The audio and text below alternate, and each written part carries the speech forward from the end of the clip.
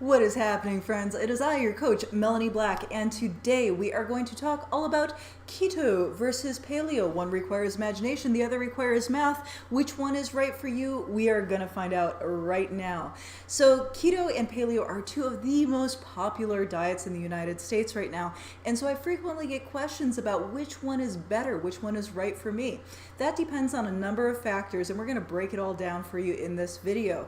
If you have questions as we get going, it is a live video. Go ahead and drop them in the chat. I'll answer them at the end of the video. If you're watching this on the replay, also go ahead and drop them into the comments. Yeah, the comments. I'll read those and get back to you in a future video. All right, so let's dive right in.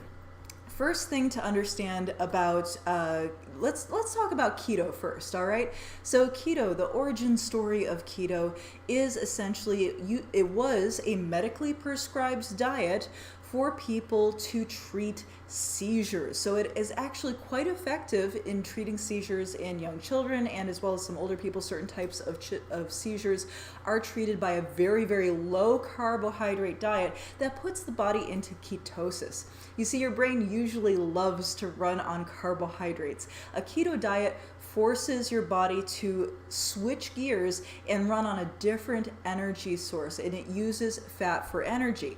Now, this is an interesting idea, and this is where the confusion and why it became such a popular diet trend, that's where this comes in.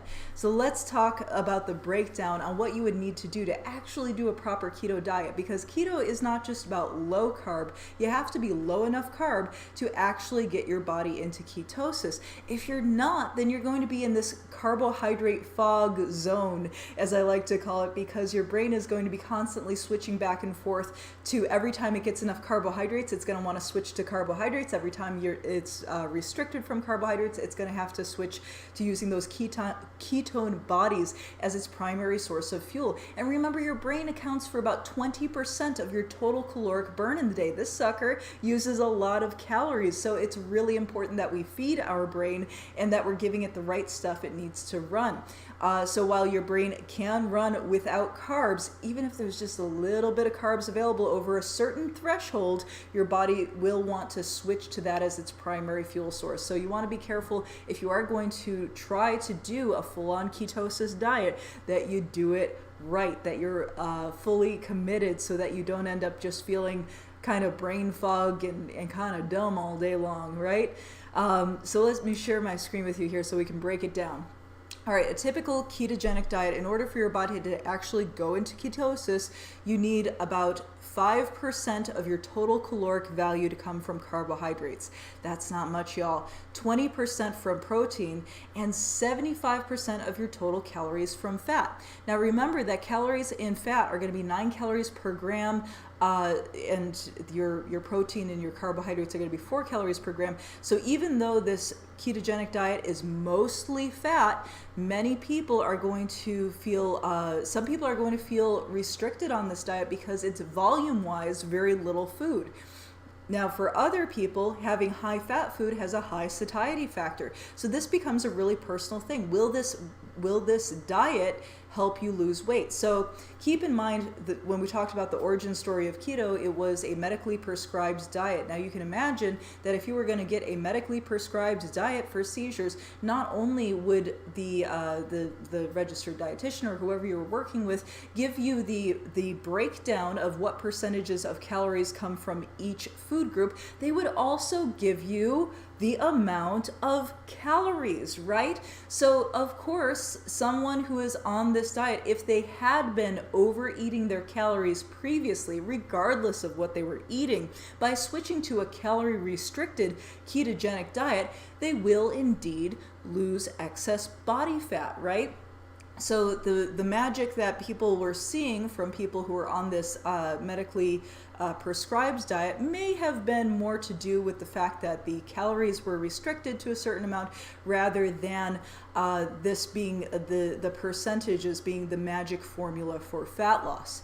Now, the other thing that often gets confused when it comes to keto, if we're talking about it for the use of a fat loss diet, right? Because most people who are interested in this diet, they're interested in the fat loss. Why? Because proponents of keto will be quick to tell you that your body switches from burning carbohydrates or protein to burning fat as its primary fuel source. Awesome. If I want to lose fat, I want to burn fat as my primary fuel source. This makes perfect sense. There's just one problem with this idea, and that is dietary fat and body fat are not the same thing, right? If I am getting an abundance of calories or more calories than my body requires from dietary fat, my body will have absolutely no reason to tap into those fat stores, into the stored body fat stores, right? Remember, this is your body's storage system, those jelly rolls. It's not going to be very quick to get rid of that if you're getting sufficient calories from your food coming in. So while it is absolutely true that a ketogenic diet, you are burning fat as your primary fuel source, the reason for that is because fat is your primary dietary food source. Now, some will argue that because your body has switched to burning dietary fat, that the transition to burning body fat becomes much easier. But there's not really a whole lot of evidence to back this up. Calorie-restricted ketogenic diets performed relatively similarly to other calorie-restricted diets. So the magic is not necessarily in the amount of fat versus protein versus carbohydrate for fat loss, but in the total calorie count. That said, some people will swear by keto as being the best thing for fat loss because they feel what's the word? Blah, blah, my mouth stopped working. Satiety. They feel satisfied. They don't feel like they're deprived because they are getting those very fat-rich foods in. And remember, one of the big players when it comes to satiety is your ghrelin levels. Many of you already know that ghrelin is my favorite hormone. Sounds like growl or gremlin, and it is the hormone that makes you hungry. And how you perceive your food has a big impact on you physically via this hormone. So if you are perceiving your beautiful keto diet with all this bacon and cheese and butter, like, oh, it's so rich, it's so filling. If that is your perception, even if it is a low calorie plan and you're having relatively little of these items, you will still have a greater satiety level and be more able to stick to the diet. So in part, it boils down to preference. If you hate vegetables and you love bacon, then the ketogenic diet might just be for you. The thing that is a little bit concerning for me as a sports nutritionist with the ketogenic diet has mostly to do with fiber, okay? The average American does not get nearly enough fiber as it is, and the general recommendation is 25 grams of fiber per day. You literally cannot meet that requirement on a ketogenic diet. The amount of carbohydrates that you'd be getting in from even nuts or avocado to meet, nuts and avocado especially are pretty fiber rich. The amount you would have to eat, even in those healthy fats, come attached to a certain amount of carbohydrate that would end up pushing you over the limit of that 5% of calories from carbohydrates. So it's really just plain and simple not possible to get what most professionals would consider a healthy amount of fiber on a ketogenic diet. But again, because it can be a medically prescribed diet for people with seizures, for a certain type of seizures, people have this perception of it as being health sound, right?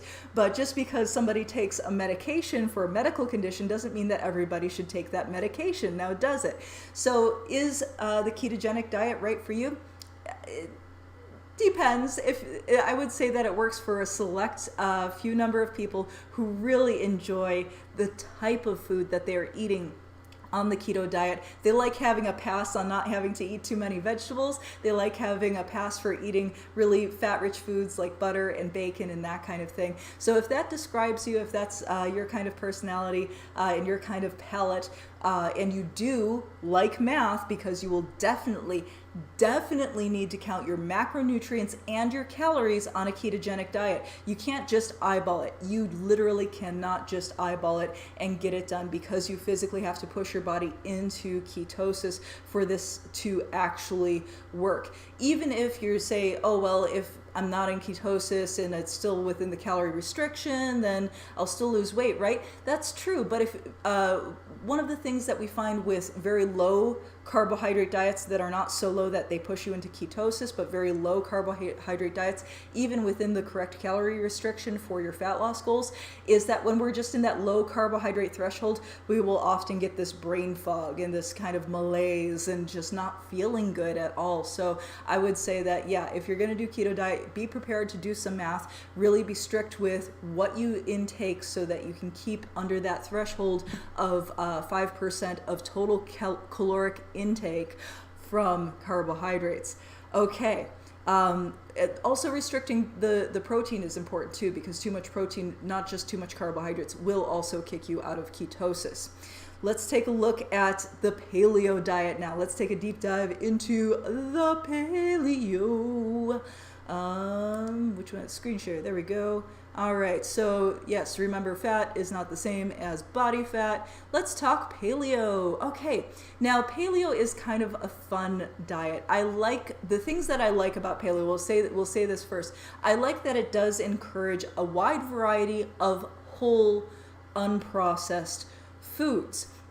Now, the idea behind paleo, the concept behind it, does require a little bit of imagination, because the idea is that we would be eating foods that we would have hunted and gathered prior to agriculture, right? So if we were like caveman us, back in the day before there was farms, right? Before there was agriculture, whatever we could hunt or gather, that would be considered paleo, or the Paleolithic diet.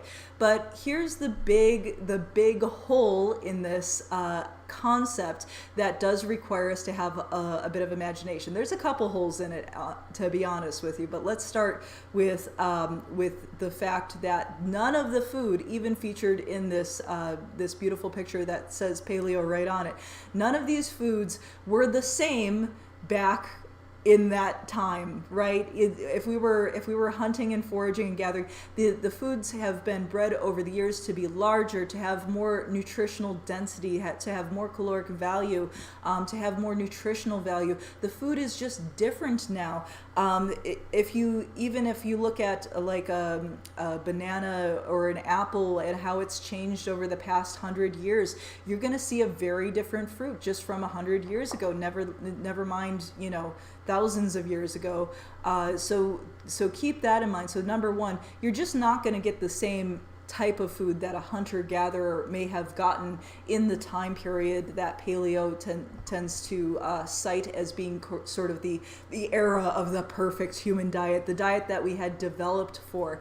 Paleo also neglects the idea that, or rejects the idea that we have evolved at all since agriculture, that our stomachs have changed at all, that we have changed at all, and there's good evidence to show that we have actually physically changed and adapted even more to agricultural foods over hundreds of years. The other big problem with paleo, the other big hole in it, is that it requires this kind of imagination of like what a 10-year-old would think of if you said caveman, right? Because when you look at true indigenous Paleolithic people, they grew up, they lived in different types of environments with different types of food availability, different types of food scarcity. There are indigenous peoples who live on a primarily vegetarian diet or a primarily all meat diet. There's the tribes that will live on like whale blubber and seals, which is basically a keto diet. So, to people who are living off of like tropical fruits and nuts and berries and that kind of thing. So there's no such thing as this one monolithic paleo idea of what, like this Flintstones imagination idea of what a paleo person was eating. So this is why I say this diet requires imagination. You have to sort of imagine yourself hunting and gathering and rejecting foods that were brought about mostly by agriculture. We're talking things like grains and rice and beans and dairy and of course all packaged foods. But even there it starts to get a little bit crazy because some major proponents, in fact even the founders of paleo, one of them says that tequila is paleo. And like, come on, buddy. Now you're just making up the rules as you're going along. And that's okay. I am a big fan of imagination. I think it's wonderful. And I love the fact that the paleo diet does encourage more varieties of food, and it does include carbohydrates. Now, this diet does not consider things like counting calories, counting macronutrients. So that's where it falls apart for me as a sports nutritionist, because if somebody has a specific goal to lose weight, for example, just switching to not having grains or not having dairy in their diet may not do it in and of itself. So why do some people lose weight on the paleo diet? In part, it is because they haven't yet figured out how to gain weight on the paleo diet. And by that, I mean, anytime we change how we are eating or remove certain foods that we tend to overeat, and for many Americans, grains and bread and pasta are among the top foods that we do tend to overeat. Whenever we take those out and replace them with whole food like vegetables and fruit, which are relatively speaking very low caloric density, high fiber, which is beautiful, we will naturally start to reduce our calories. But it's a very common story that at some point when somebody is eating paleo for a while, they will have lost weight initially, but then they start to gain it back. Why? Because they start adding things like lots of dates and sweet potatoes and fatty meats, all of which are on the paleo diet, but they have more caloric density. And if you're not actually restricting calories or not actually looking at how much protein, fat, and carbohydrate you're getting, those things will naturally kind of creep back in, because after all, as humans, it is in our nature to seek out caloric density. This is a survival mechanism. You will always tend to want to find the most delicious food, and the most delicious food is delicious because it is calorically dense. So paleo as a weight loss kind of a thing, maybe not so much. So the pros and cons. Paleo, love the diversity, love the fact that it gives you the vitamins and the minerals and the fiber in the whole food carbohydrates that are available within that plan. For the keto, I do like the fact that if you're going to go on a proper keto diet, you are going to be counting your macronutrients, your protein, your fat, your carbohydrate, and if you do have specific fat loss goals, staying under a calorie threshold regardless of the food coming in will be your primary way to get there in a predictable kind of a way. Now, if after listening to all of that, you're like, oh my gosh, that's neither of that is what I thought it was, and neither of that sounds like it's for me, I recommend, if you're not already a member, join the Nerd Gym. Join us, www.thenerdgym.com, and we do have a few different meal plans for a variety of different people, and it doesn't matter whether you're vegetarian, vegan, even paleo. We got you covered. If you like the food selection on paleo, but you need a sports nutritionist to tell you, hey, I won't make you count the calories and the macros, but I will give you the amounts and the portion sizes you need for your goals, then that's what I'm here for. That's what I help you out with. We also have live classes and all kinds of good stuff. So if you have any questions about nutrition stuff, go ahead, like, subscribe. Also, you may or may not know, I am going to be doing a YouTube weight loss journey. This past year, I have deliberately gained back on 50 pounds, and my goal is to document my journey back down to my preferred body weight, which is 150 pounds. So I got all the way up to 200 this year. The original plan was to go to 225, but honestly, I just can't keep going. I'm feeling really kind of lousy from the weight that I did gain. So definitely check out that. I'll be releasing my videos or doing my lives on the weight loss journey specifically on Wednesday evening. So that's when I'll be doing the lives for that. As always, feel free to join into the conversation. Let me know what you think. And if you have need for supportive, positive coaching for your weight loss journey, hey, find me, hit me up, let me know, and join the Nerd Gym. My videos. There we go. This way. My video is mirrored, and my tiny little brain can't grip it right now. Join the Nerd Gym if you got weight loss goals. Also, click subscribe and click the bell icon if you want to follow me here with my journey, and I will be disclosing all of my secrets that I've helped thousands of people lose weight with before. So yes, I hope you found this video on paleo versus keto interesting. They're both fascinating nutrition plans. Not typically I would not typically recommend either of those for my clients, for my students, but I do appreciate a good interesting diet plan, even just for speculation. So thank you so much to the question asker who asked that on our Patreon. Again, if you want to support us or join www.thenerdgym.com, and I will see you on the next one. Okay, bye. Bye bye, baby, bye bye. We're gonna end the live stream. Ba ba ba da ba bum bum. Do do do do bum.